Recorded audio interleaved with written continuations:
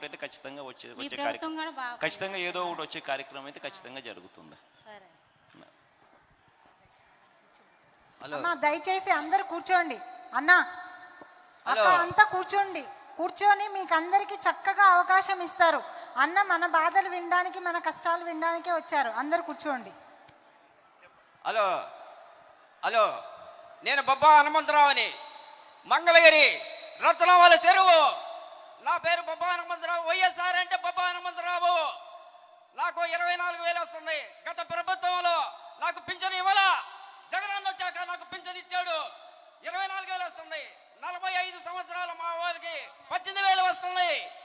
మా మనవడికి అమ్మఒడి వస్తుంది. మళ్ళీ జగనే రావాలి, మళ్ళీ జగనే రావాలి. మంగళగిరి లావణ్య 20,000 మెజార్టీతో రావాలి. లావణ్య 20,000 మెజార్టీతో రావాలి. నా పేరు Bobba Hanumantharao. Next next. Thank you Hanumantharao. నా పేరు గుంటి కమల అండి. మాది రాజగృహకల్ప మంగళగిరి. నాకు మగ్గం షెడ్లో ఇచ్చారు. ఇంతకుముందు ఇళ్లలో డబ్బులు వచ్చి నేతన్న నేస్తం వచ్చిందండి. ఈ అవకాశం ఇచ్చిన జగన్ గారికి ధన్యవాదాలు తెలియజేసుకుంటున్నాము. థ్యాంక్ యూ అక్క.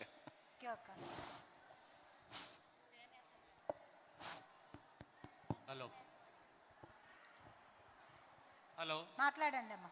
హలో, ధన్యవాదాలండి మేడం. మీరు ఇప్పుడు మన నియోజకవర్గంలో ఎమ్మెల్యేగా పోటీ చేస్తున్నారు కదా. ఆర్కే గారు ఇంతకు ముందు మా స్లమ్ ఏరియాకి రావడం జరిగింది. ప్రతి రోడ్డు కూడా ఎంక్వైరీ చేయడం జరిగింది. కానీ మా ఏరియాలో రోడ్లు లేవు, ఇళ్ళ పట్టాలు లేవు. ఇవన్నీ మీరు చేస్తారా? నేను చెప్తాలే తల్లి, ఒక్క నిమిషం నేను చెప్తా. ఇంకొకటి, ఒక్క నిమిషం. నీ పేరేం పేరమ్మా? మరి పేరు తల్లి, పేరు చెప్పండి. కొండేటి కుమారి అండి. ఒక్క నిమిషం తల్లి, నేను చెప్పేదాన్ని. అందరికీ తెలియాల్సిన విషయం ఒకటి ఉందన్న. 54,000 పట్టాలు, ఏకంగా 54,000 పట్టాలు మనం పేదల కోసం ఇదే మంగళగిరి నియోజకవర్గంలో పేదల కోసం మనం లేఅవుట్లు తయారు చేసి ఇంటి స్థలాలు పూర్తిగా ఇచ్చే కార్యక్రమంలో మనము ఇంటి పట్టాలు కూడా ఇచ్చే కార్యక్రమం చేస్తే మీరందరూ గుర్తుపెట్టుకోవాలి, ఏం జరిగింది. 54,000 మందికి మనం ఇళ్ల పట్టాలు ఇచ్చే కార్యక్రమం చేస్తే ఎక్కడ జగన్ 54,000 మంది పేదలకు ఎక్కడ ఇళ్ల పట్టాలు ఇస్తాడో, ఇళ్ల పట్టాలు అందుకున్న అక్క చెల్లెమ్మలు ఎక్కడ జగన్ ఇంకా పూర్తిగా గుండెల్లో పెట్టుకుంటారో అని ఈ పెద్ద మనిషి చంద్రబాబు నాయుడు, ఈ లోకేష్ బాబు వీళ్ళిద్దరూ కోర్టుకు వెళ్ళి కులాల మధ్య సమతుల్యం దెబ్బతింటుంది, ఇక్కడ ఇళ్ల పట్టాలు ఇచ్చే కార్యక్రమం జరుగుతాయి అని చెప్పి ఏకంగా అడ్డుకునే కార్యక్రమం చేస్తే మీ బిడ్డ దాన్ని సుప్రీంకోర్టు దాకా కూడా తీసుకొని పోయి మీ బిడ్డ పోరాటం చేసే కార్యక్రమం చేస్తే సుప్రీంకోర్టులో ఇళ్ల పట్టాలు రిజిస్ట్రేషన్ ఇళ్ల పట్టాలు ఇచ్చే కార్యక్రమానికి వాళ్ళు గ్రీన్ సిగ్నల్ ఇస్తే ఇళ్ల పట్టాలు ఇచ్చే కార్యక్రమం మీ బిడ్డ చేశాడు. అందులో ఇల్లు కూడా మీ బిడ్డ శాంక్షన్ చేయించాడు. అయితే ఆ ఇల్లు మళ్ళీ కట్టడం మొదలుపెట్టే టయానికల్లా మళ్ళీ ఇదే చంద్రబాబు నాయుడు మళ్ళీ సుప్రీంకోర్టులోకి వెళ్ళి మళ్ళీ ఇదే మాదిరిగా కులాల మధ్య సమతుల్యం దెబ్బతింటుంది, ఈ మాదిరిగా జగన్ చేస్తూ ఉన్నాడు అని మళ్ళీ చెబితే మళ్ళీ సుప్రీంకోర్టు మ్యాటర్ హియరింగ్ అని చెప్పి పోస్ట్ పోన్ చేస్తూ వస్తూ ఉంది. పేదలకు ఇలా 54,000కు సంబంధించిన ఇళ్ల పట్టాలు మీ బిడ్డ ఇచ్చి అందులో ఒక్కొక్క ఇంటి విలువ ఎంత తెలుసా? కనీసం ఇంటి స్థలం విలువే కనీసం 5 లక్షల నుంచి 7 లక్షల రూపాయలు. అందులో మళ్ళీ ఇల్లు కడితే కట్టడానికి అయ్యే ఖర్చు మళ్ళీ కనీసం 2,40,000. ఇన్ఫ్రాస్ట్రక్చర్ మీద మళ్ళీ మీ బిడ్డ పెట్టే ఖర్చు మరో 1,00,000 రూపాయలు. ఏ ఇంటి విలువ వేసుకున్నా కూడా మినిమం కనీసం 10-11 లక్షల నుంచి ప్రాంతాన్ని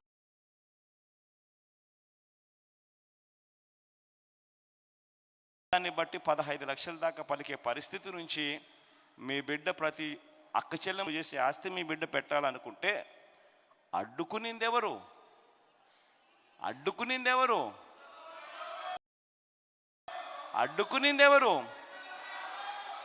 ఇదే చంద్రబాబు నాయుడు, ఇదే లోకేష్ బాబు మీ దగ్గరికి ఇంటికి వచ్చినప్పుడు, మీ దగ్గరికి వచ్చి ఓట్లు అడిగినప్పుడు మీరు అందరూ ఇదే మాట అడగాలి.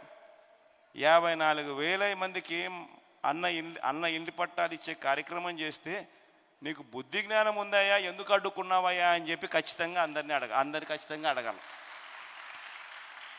ఎందుకనంటే రాజకీయాలలో ఉన్నప్పుడు ప్రతి ఒక్కరూ కూడా తెలుసుకోవాల్సింది ఏమిటి అని అంటే, జగన్ చేయొచ్చు, అది ఇంకొకరు చేయొచ్చు, కానీ బాగుపడేది పేదవాడు బాగుపడతా ఉన్నాడు. పేదవాడు బాగుపడేటప్పుడు అడ్డుకోవాలని ప్రయత్నం చేసే ఏ రాజకీయ నాయకుడు కూడా రాజకీయాలకు అనర్హుడు అని మాత్రం ఖచ్చితంగా గుర్తుపెట్టుకోండి. ఈ విషయం ఖచ్చితంగా అందరూ కూడా గుర్తుపెట్టుకోమని చెప్పి మరొక్కసారి అందరినీ కూడా కోరుతా ఉన్నా. మంగళగిరి నియోజకవర్గానికి సంబంధించి డెవలప్మెంట్ పరంగా ఇక్కడ ఏ స్థాయిలో డెవలప్మెంట్ జరిగిందన్నది ఆర్కే నాకన్నా బెటర్గా కూడా, మైక్ ఒక్కసారి ఆర్కేకి ఇస్తే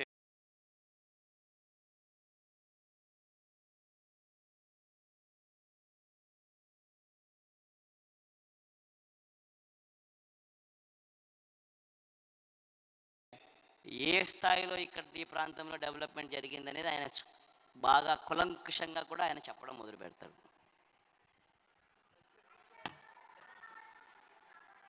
అమ్మా ఇంకొకరు తీసుకోండి మైక్. నువ్వు అయిపోయి నువ్వు అయిపోయి చేసే తల్లి. హలో హలో నువ్వు అయిపోయి చేసేమా. నమస్తే అన్న. ఈ 5 ఏళ్లలో మాకు చాలా వరకు కొంచెం డెవలప్ అయింది. కానీ స్లమ్ ఏరియా కాబట్టి ఇంకా మాకు చాలా ప్రాబ్లమ్స్ ఉన్నాయండి. మెయిన్ మాకు అక్కడ ఇళ్ళకి పట్టాలు కావాలి.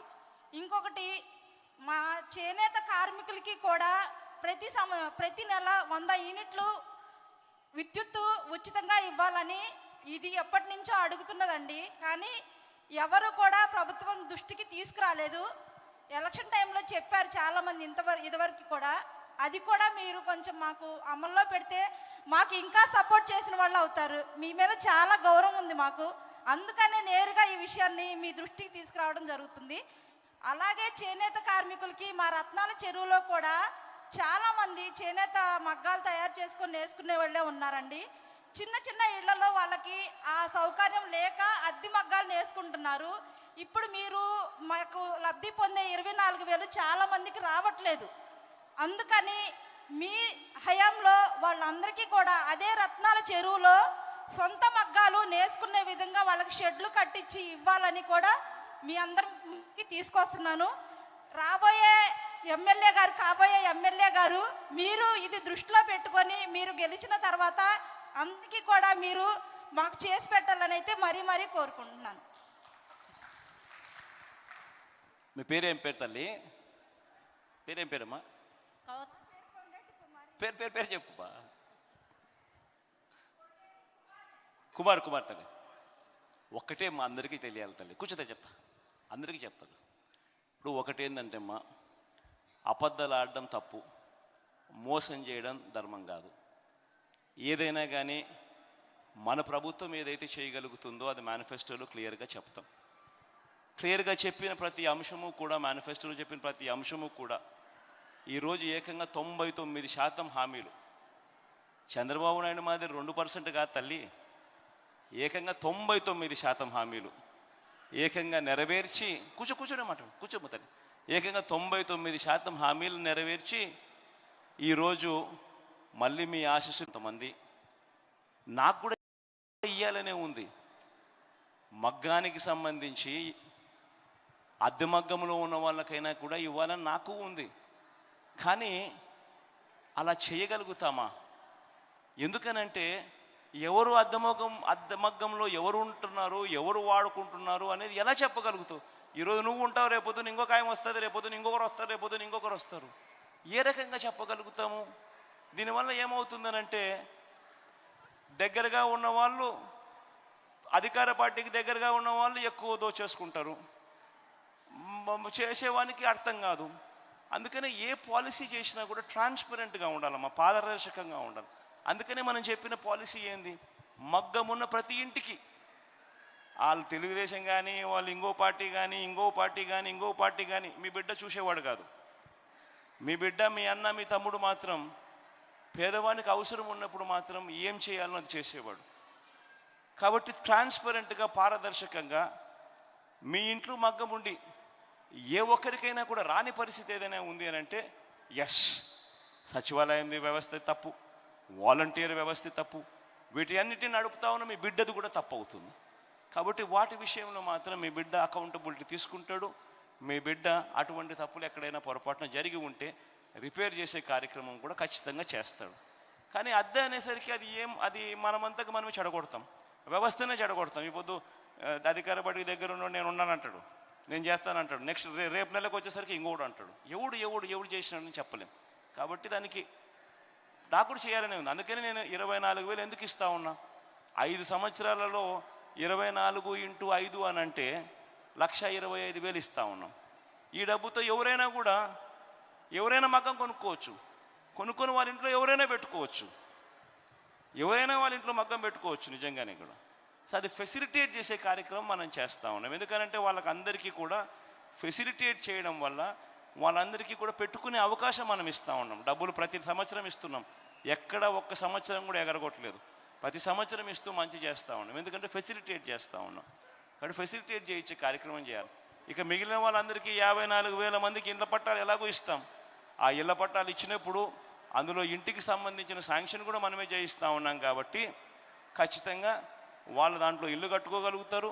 మనం ఇచ్చే ఈ 1,25,000 ఎలాగూ మనం ఇస్తాం కాబట్టి అది పెట్టుబడి సొమ్ము కింద వాళ్ళే మగ్గం పెట్టుకునే కార్యక్రమం కూడా చేసుకోవచ్చు తల్లి. దీనికి ఎమ్మెల్యే ఏం చేయగలుగుతారు తల్లి? రైట్ అమ్మా.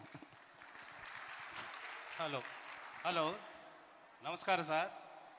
నా పేరు పెంటు శ్రీనివాసరావు, ఎక్స్-ఎంపీపీ జగ్గయ్యపేట, ఎన్టీఆర్ జిల్లా వైఎస్ఆర్ పార్టీ చేనేత విభాగ అధ్యక్షుడిని. మీరు చాలా అమూల్యమైన సమయాన్ని ఈ చేనేతల యొక్క ఆత్మీయ సదస్సును ఇక్కడ ఏర్పాటు చేసినందుకు యావత్ చేనేత కుటుంబాలకు మీకు రుణపడి ఉంటాము. ధన్యవాదాలు స్వామి. నా యొక్క ముఖ్య విన్నపం ఏమిటంటే, రేపు జరగబోయేటటువంటి ఎన్నికల మేనిఫెస్టోలో చేనేత అంశాన్ని చేనేతల గురించి మీకు క్షుణ్ణంగా తెలుసు. వాటి గురించి ఎక్కడెక్కడ గ్యాప్స్ ఉన్నాయి, సహకార సంఘాల్లో కానివ్వండి, కార్మికుల దగ్గర నుండి కానీ, పవర్ లూమ్స్ విషయంలో కానీ చాలా గ్యాప్స్ ఉన్నాయి. దీని మీద ఒక కమిషన్ ఏర్పాటు చేసి రాబోయే తరానికి ఈ మార్పు కావాలి, ఆ మార్పు మీ ద్వారానే చెందుతుంది అనేటటువంటిది అందరికీ తెలిసినటువంటి అంశమే. మీరు ఒక మాట ఇస్తే ఆ మాట వెనక్కి తీసుకోవడం అనేటటువంటిది ఉండదు. కాబట్టి చేనేత వర్గాలు చాలా వాటికి మార్పును కోరుకుంటున్నాయి. వాళ్ళ పిల్లలు ఈరోజు మీ తరపున టోపిల్ అంటే 4 లక్షల మంది జగన్లు తయారవుతున్నారు రాబోయే 10 ఏళ్లలో. అంటే సుస్థిర అభివృద్ధి లక్ష్యాలనే ఇంకా ఈ ప్రజానీకానికి కనుక తెలిస్తే 2015 నుంచి 2030 వరకు ఉన్నటువంటి విజన్, ఈ సుస్థిర అభివృద్ధి లక్ష్యాలని మనం ఆలోచన చేస్తే మనకు చిన్న చిన్న స్థలాలు కాదు, మన పిల్లలు ఇంజనీర్లు అవ్వాలి, మన పిల్లలు డాక్టర్లు అవ్వాలి, మన మార్పు అక్కడ రావాలని కోరుకోవాలే కానీ ఏదో చిన్న చిన్న మగ్గాలు కాడో చిన్న విషయాల కోసం మేము ఈ రకంగా ఆలోచనలు చేయకుండా ఉన్నతమైనటువంటి భావాల్ని మనసున్న ముఖ్యమంత్రి దాకా మనం ఆ రకమైనటువంటి కోరికలు తీర్చే మరో మహాత్ముడిగా ఉన్నటువంటి జగన్ గారికి ఉన్నతమైనటువంటి ఆశయాల కోసం ఈ రకమైనటువంటి లక్ష్యాలను ఏర్పాటు చేసుకోవాలని కోరుకుంటూ, ఇది ఎన్నికల మేనిఫెస్టోలో చేనేత విభాగాన్ని చేర్చి ఒక కమిషన్ ఏర్పాటు చేసి దీని విధి విధానాలు ఒక చేనేత ఒక బ్యాంకును ఏర్పాటు చేసి ఆ బ్యాంకు ద్వారా యువతకి అవకాశాలు కల్పించాలని కోరుకుంటూ సెలవు తీసుకో. జై హింద్. నా పేరు కౌత్రపు రాఘవమ్మ అండి. మాకు రాజగృహాల్లో ఇల్లు వచ్చింది నాన్నగారు టైంలో. మేము 2009 కాడి నుంచి అక్కడే ఉంటున్నాము. అక్క పేరేం పేరుక? కౌత్రపు రాఘవమ్మ. రాఘవమ్మక్క చెప్పక్క. 2009 కాడి నుంచి రాజగృహాల్లోనే ఉంటున్నాము. చిన్న ఇంట్లోనే మగ్గం పెట్టుకొని.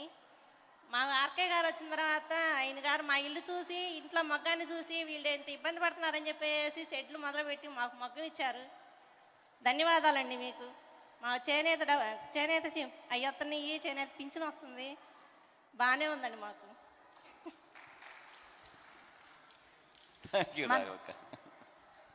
లేడీస్ అక్క.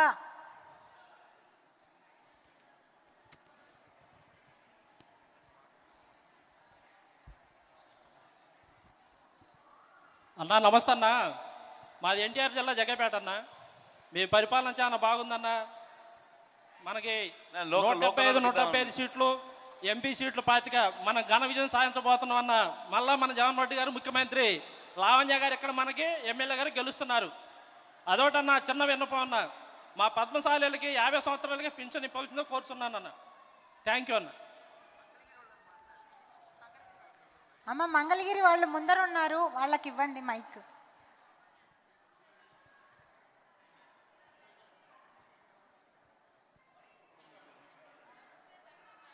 మైక్ ఆన్ చేయలేక మైక్ ఆన్ చేయలేక.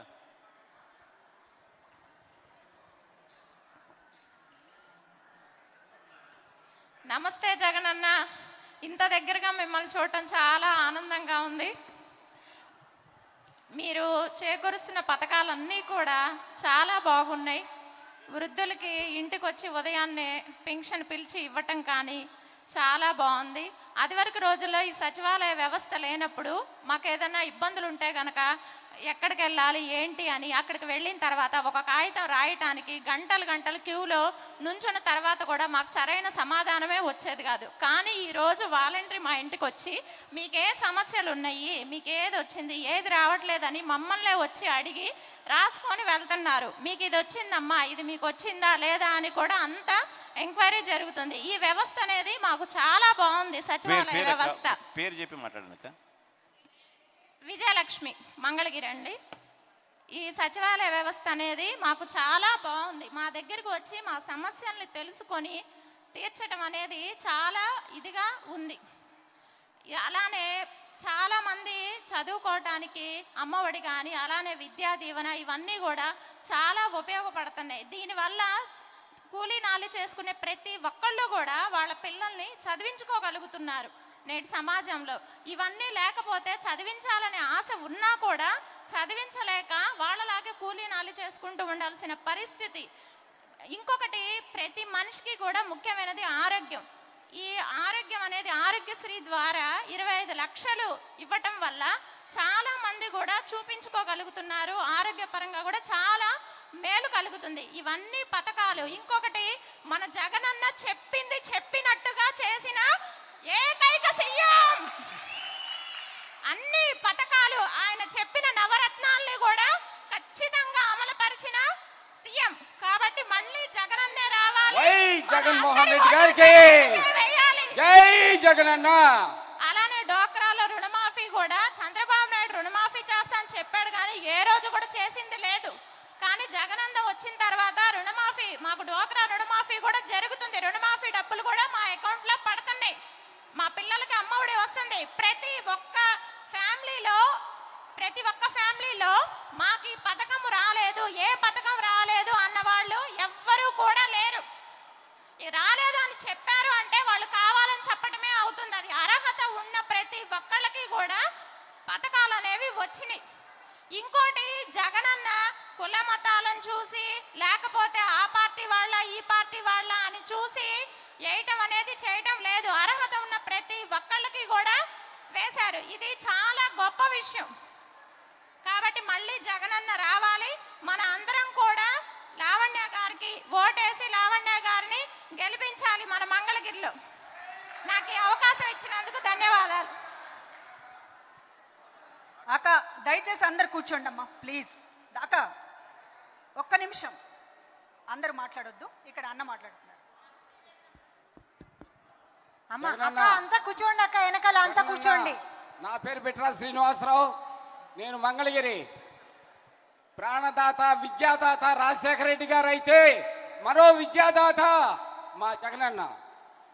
సర్వనాశనం చేనేత వ్యవస్థనే నిర్వహణ చేసి సర్వనాశనం చేసిన వ్యక్తి చంద్రబాబు నాయుడు. 81 కోట్ల రూపాయలు గ్రాంట్ చేసి, గ్రాంట్ కూడా వచ్చి ట్రెజరీలో ఉండి పిన్ నెంబర్ కూడా అయిన తర్వాత ఆ డబ్బులని మా చేనేత వ్యవస్థకి ఇవ్వకుండా వేరే వ్యవస్థలకు మళ్లించిన వ్యక్తి చంద్రబాబు నాయుడు. తమరు వచ్చి దేశంలోనే ప్రప్రదంగా చేనేత రాష్ట్రం, మన రాష్ట్రంలో 24,000 రూపాయలు చేనేత కార్మికులకి నేతన్న నేస్తంగా ప్రకటించి, అలాగే 3,000 రూపాయల లెక్క పింఛనిస్తూ సుమారు 1,000 కోట్ల రూపాయలు మాకు చేనేత కార్మికులకి ఇస్తున్నా మీకు ప్రణామాలు చేస్తున్నాం. చేనేత వ్యవస్థకి అదే కాకుండా ఆప్కోకు కూడా 108 కోట్ల రూపాయలు బకాయి చెల్లించి చేనేత కార్మికుల జీవితాలను బాగుపరుస్తున్నారు. ఒక వ్యక్తి ప్రాణాలు తీశాడు, ఒక వ్యక్తి ప్రాణాలు పోశాడు. అదే జగనన్న నినాదం, అదే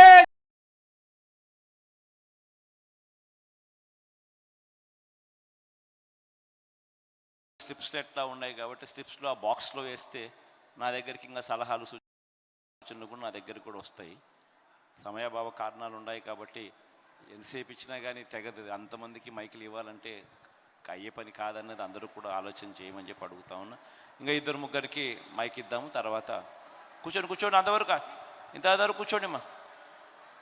కూర్చో తల్లి, వెనకల వాళ్ళకి కనపడదామా, వెనకల వాళ్ళకి కనపడదాం. కూర్చోవాలి తల్లి. మిగతా వాళ్ళంతా కాసేపు కూర్చుంటే వెనకల వాళ్ళకి కనపడుతుంది.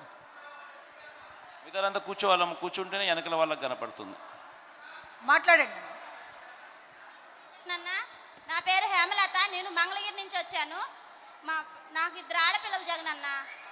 పిల్లలకి విద్యా దీవెన వస్తుంది, అమ్మఒడి వస్తుంది, నాకు ఒంటరి మహిళ పెన్షన్ వస్తుంది, డోక్రా రుణమాఫీ కూడా అయ్యింది. అలాగే నాకు ఇంటి స్థలం కూడా వాలంటీర్లు ఇంటికి వచ్చి పిలిచి జగనన్న ఇలా ఒంటరి మహిళలకనే కాకుండా పేదవాళ్ళకి ఇంటి స్థలం అనేది ఇప్పించారు. కానీ ఆ ఇళ్ళ స్థలాలు వచ్చేసి కోర్టులో వేసి మా బోటి వాళ్ళకి అన్యాయం చేశారు చంద్రబాబు నాయుడు గారు. ఇలా చేయటం అయితే కరెక్ట్ కాదని నేను అనుకుంటున్నాను.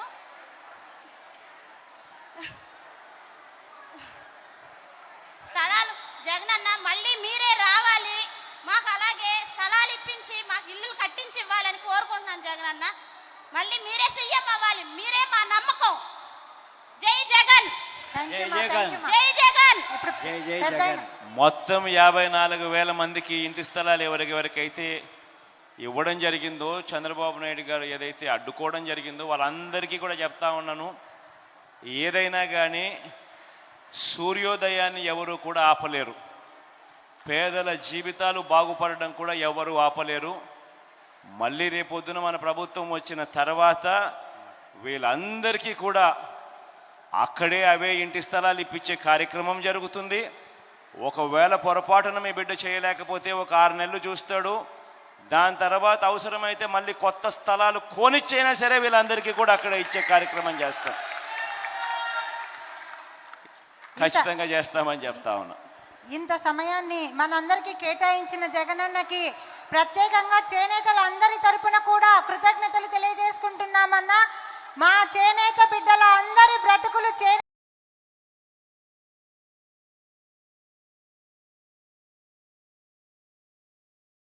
ప్రత్యేకంగా ధన్యవాదాలు, కృతజ్ఞతలు తెలియజేసుకుంటున్నాను. అక్కడ పాపం పెద్దమ్మ ఒకడు మాట్లాడండి. నమస్తే జగన్, నమస్తే అండి ముఖ్యమంత్రి గారికి, శ్రీ శ్రీ శ్రీ జగన్మోహన్ రెడ్డి గారు, మా జగన్ బాబుకి నమస్కరించుకుంటూ, ఆంధ్రప్రదేశ్ హరిజన క్రైస్తవ వెనుకబడిన తరగతుల సేవా సంఘం ప్రెసిడెంట్. నా పేరు మేరీ పాల్ పద్మావతి దేవి. నేను యూట్యూబ్లో చూశాను, లోకేష్ మా గవర్నమెంట్ వస్తే మేము చెప్పిన వాళ్ళకే పథకాలు, మేము చెప్పిన వాళ్ళకే ఇళ్ళు, మేము చెప్పిన వాళ్ళకే రేషన్ కార్డులు, మేము చెప్పిన వాళ్ళకే ఆధార్ కార్డులు, అన్నీ ఏది ప్రతి ఒక్కటి కూడా మేము చెప్పిన వాళ్ళకే ఇస్తాము అని చెప్పడం నేను విన్నాను. అది చూసి మేమందరం కూడా స్పందించి, మాది దెందులూరు నియోజకవర్గం, నేను 85లో వైఎస్ఆర్ గారు ఆశీర్వాదాలతో ఎమ్మెల్యేగా కంటెస్ట్ చేశాను. మేరీపాల్ పద్మావతి దేవి సార్కి తెలుసు, నేను కలిశాను వారిని ఏలూరులో కూడా. మేమందరం కూడా మా సొసైటీ నుంచి, మా ఆంధ్రప్రదేశ్ హరిజన క్రైస్తవ వెనుకబడిన సేవా సంస్థ నుంచి మంగళగిరి వచ్చి మన లావణ్య గారికి సపోర్ట్గా మేమందరం కూడా క్యాంపెయిన్ చేసి ఆవిడ అఖండ విజయాన్ని సాధించాలని కోరుకుంటా ఉన్నాము. అక్కడే కాదు, పిఠాపురం కూడా వెళ్ళి అక్కడ కూడా మేము 100 మందికి మహిళలతో వెళ్ళి అన్ని వివరించి చెప్పి, నా ఎస్సీలు, నా బీసీలు, నా ఎస్టీలు, నా మైనారిటీలు అనే సీఎం కావాలా, ఎస్సీలో పుట్టాలని ఎవరైనా కోరుకుంటాడా అనే సీఎం కావాలా అని మనం అందరం ఆలోచించుకోవాలి. మన దగ్గర ఉన్నటువంటి సలహాలు సూచనలు అన్ని బాక్స్ లో వేస్తే జగనన్న గారు స్వీకరించి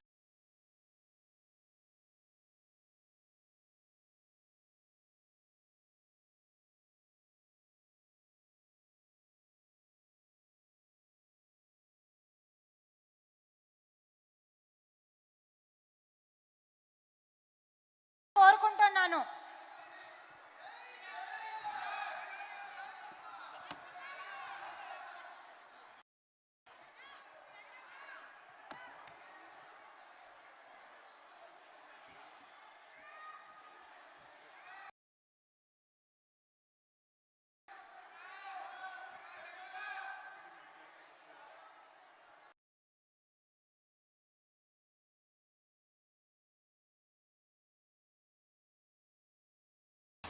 నమ్ముతాం నిన్నే